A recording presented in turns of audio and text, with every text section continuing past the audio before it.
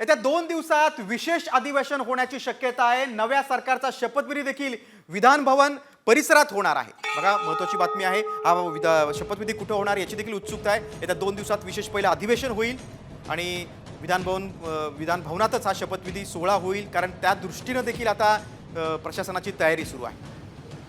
नव्या सरकारचा शपथविधी आता विधान भवनात होणार अशी माहिती समोर येते।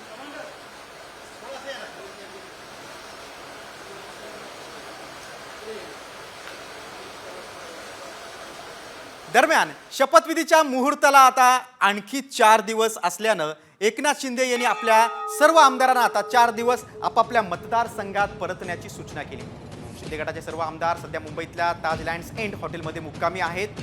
मात्र आपण जी आता तारीख समोर येते त्यानुसार आता मार्गशीर्ष महिना सुरू झाल्यानंतर शपथविधी होणार आहे। त्यामुळे 4 दिवस प्रत्येकाने आपापल्या मतदारसंघात परतावं अशी एकनाथ शिंदे यांनी आपल्या सर्व नवनिर्वाचित आमदारांना सूचना केलेली आहे।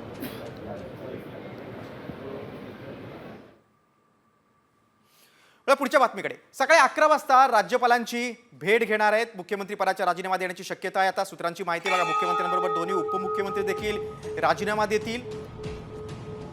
मुख्यमंत्री उद्या आता राज्यपालांची भेट घेतील आणि त्यानंतर ते मुख्यमंत्री पदाचा राजीनामा देतील। त्यानंतर मग राज्यपाल पुढच्या सूचना करतील आणि नवीन सत्ता स्थापनेच्या दृष्टीने पावलं पडली जातील।